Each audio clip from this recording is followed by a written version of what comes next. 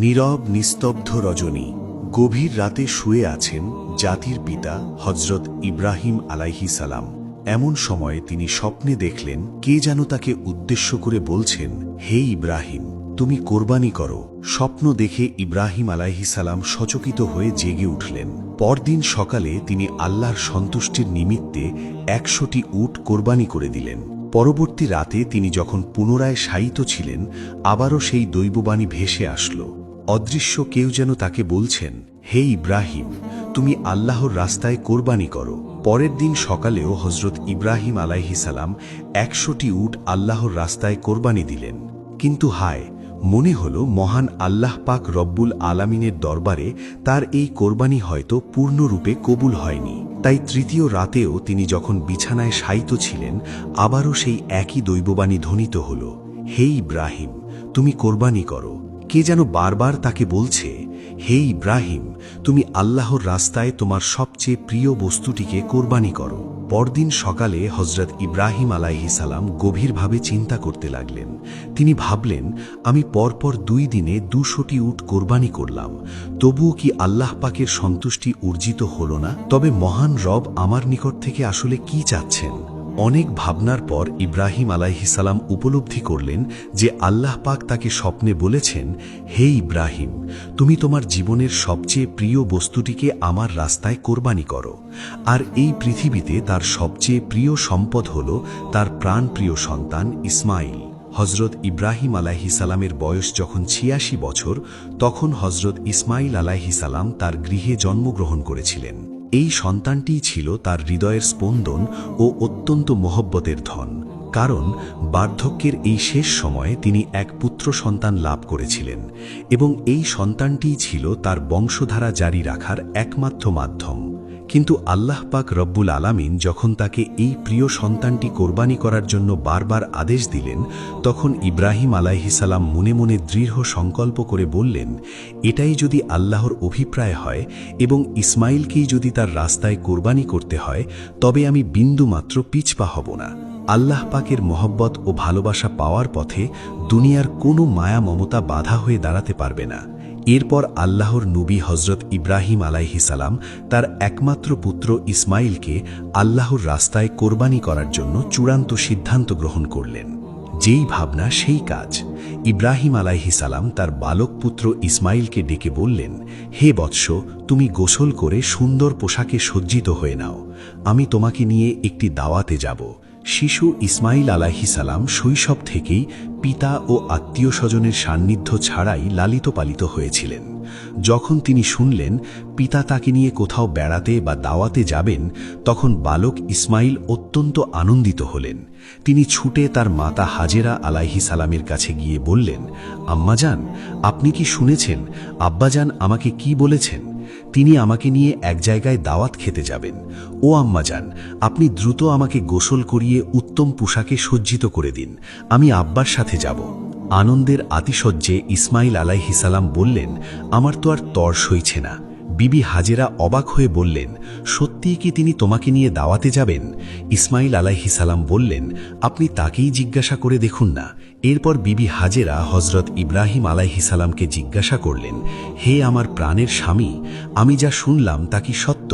আপনি কি ইসমাইলকে নিয়ে কোনো দাওয়াতে যাচ্ছেন?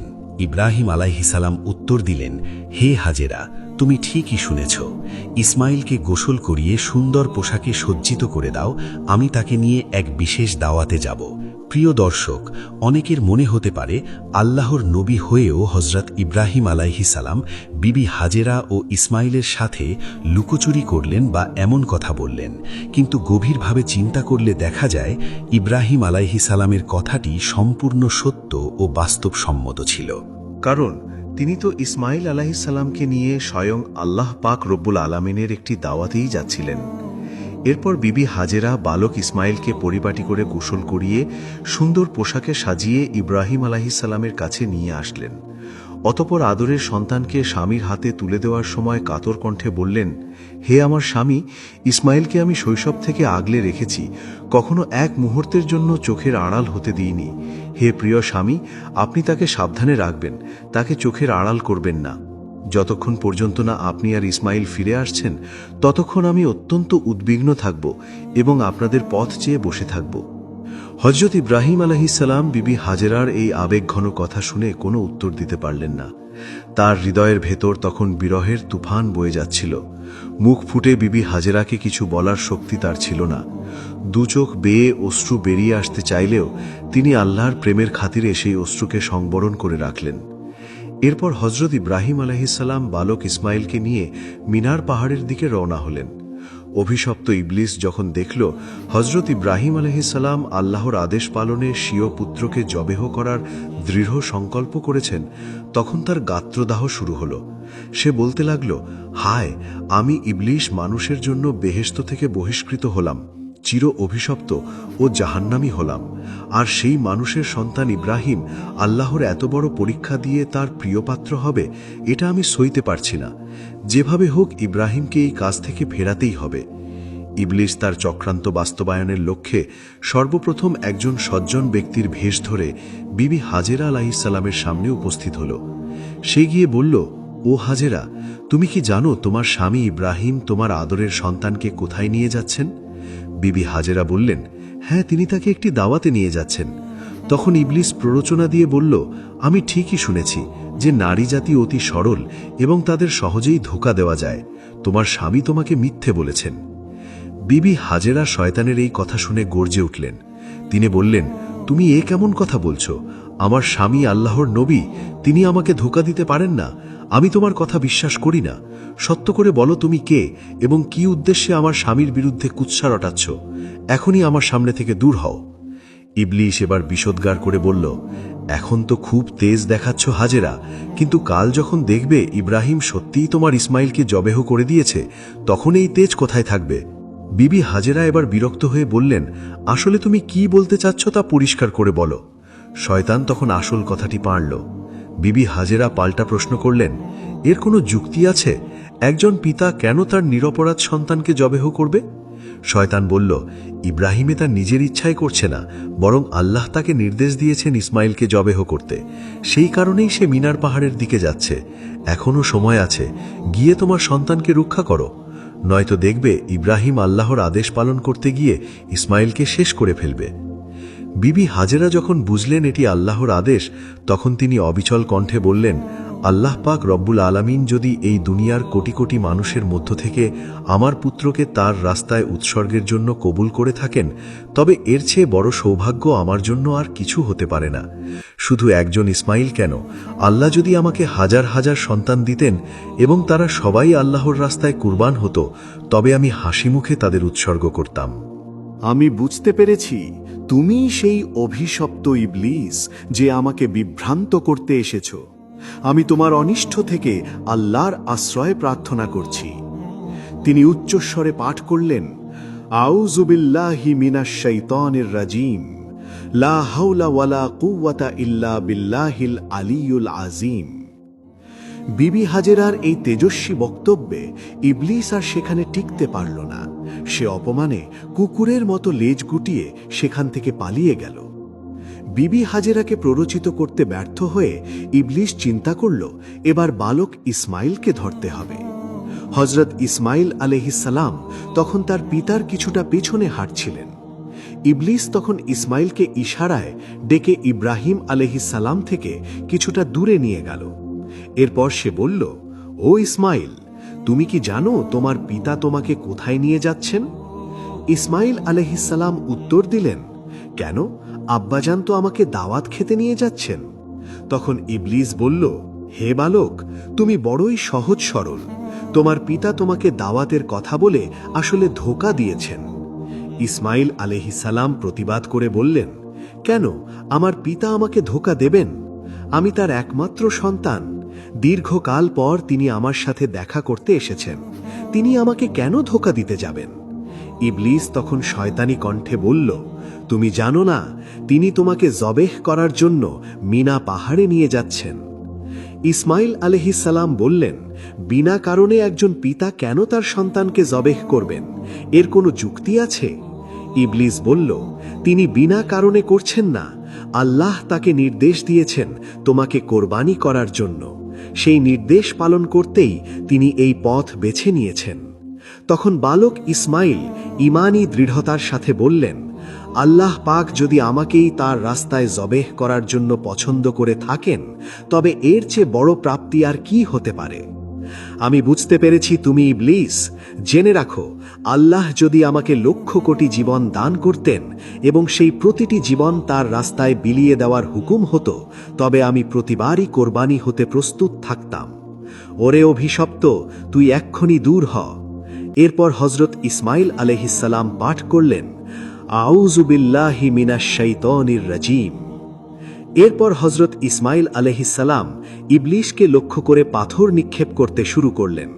সেই স্মৃতিকে অম্লান রাখতেই আজও হাজিরা হজে গিয়ে শয়তানের স্তম্ভে পাথর নিক্ষেপ করেন। এরপর হজরত ইব্রাহিম আলাইহিসসালাম পুত্র ইসমাইলকে নিয়ে মিনা প্রান্তরে উপস্থিত হলেন। তাফসিরে রুহুল মায়ানিতে বর্ণিত আছে, জবেহ করার পূর্বে ইব্রাহিম আলাইহিসসালাম পুত্রের সাথে পরামর্শ করতে চাইলেন। কোরআনের ভাষায় সেই আহ্বান ছিল, হে আমার প্রিয় বৎস, আমি স্বপ্নে দেখেছি যে আমি তোমাকে জবেহ করছি। এখন তোমার অভিমত কি? ইসমাইল আলাইহিসসালাম বিনয়ের সাথে উত্তর দিলেন, হে আমার পিতাজান, আপনি যা আদিষ্ট হয়েছেন তাই করুন।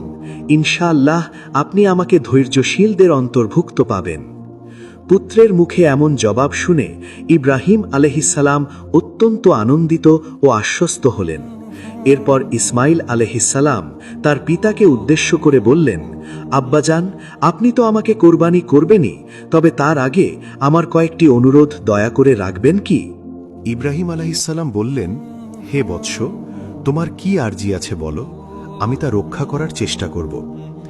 ইসমাইল আলাইহিসসালাম বললেন, প্রথমত আমাকে জবেহ করার আগে আমার হাত পা খুব শক্ত করে বেঁধে নেবেন, কারণ জবেহ করার সময় মৃত্যু যন্ত্রণায় আমি যদি হাত পা ছড়াছড়ি করি এবং তা আপনার গায়ে লাগে, তবে তা বড় বেয়াববি হবে।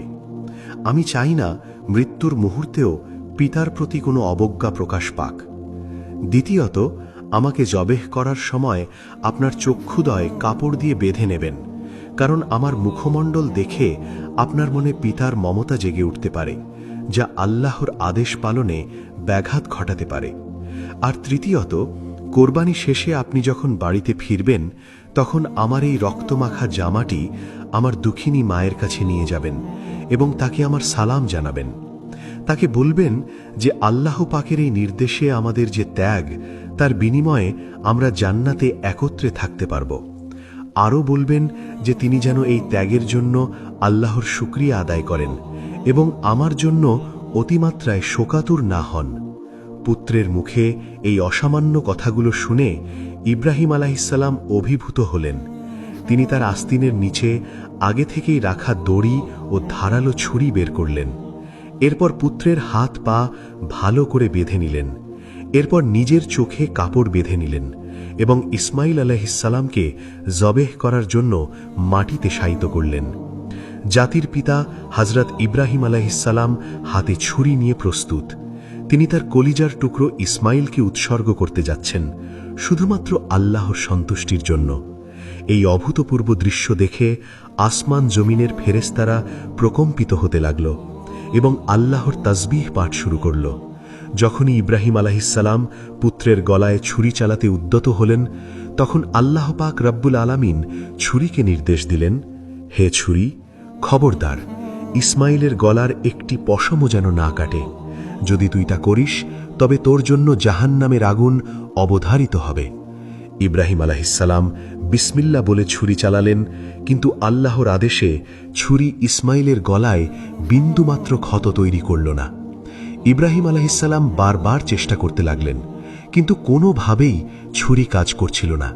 তখন ইসমাইল আলাইহিসসালাম বললেন, আব্বাজান, সম্ভবত আমার প্রতি আপনার মায়ার কারণে আপনি জোরে ছুরি চালাতে পারছেন না। আপনি আপনার সমস্ত শক্তি দিয়ে চেষ্টা করুন। আল্লাহর আদেশ পালনে ব্যর্থ হলে আমাদের উভয়কেই জবাবদেহি করতে হবে। পুত্রের কথা শুনে ইব্রাহিম আলাইহিসসালাম পুনরায় সর্বোচ্চ শক্তি প্রয়োগ করলেন, কিন্তু তবুও ছুরি ইসমাইলের চামড়া স্পর্শ করল না। দীর্ঘক্ষণ চেষ্টার পর ইব্রাহিম আলাইহিসসালাম বিরক্ত হয়ে ছুরিটি সজোরে দূরে নিক্ষেপ করলেন।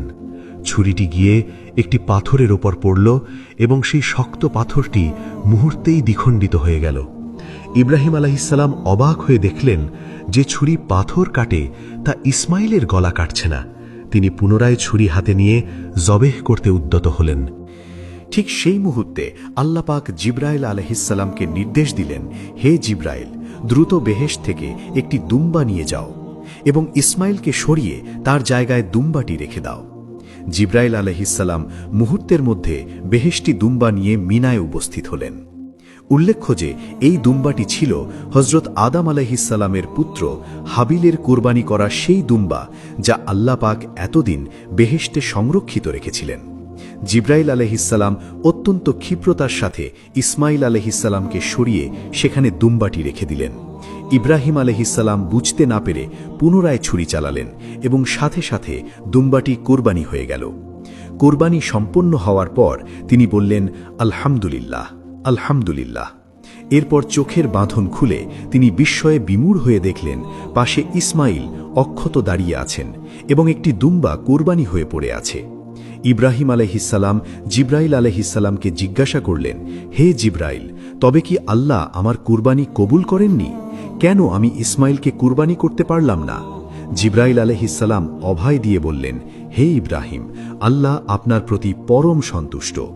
আপনি আপনার প্রিয়তম পুত্রকে উৎসর্গ করতে উদ্যত হয়ে পরীক্ষায় উত্তীর্ণ হয়েছেন, আর ইসমাইলও তার প্রাণ বিলিয়ে দিতে প্রস্তুত থেকে আল্লাহর আনুগত্যের চরম পরাকাষ্ঠা দেখিয়েছে।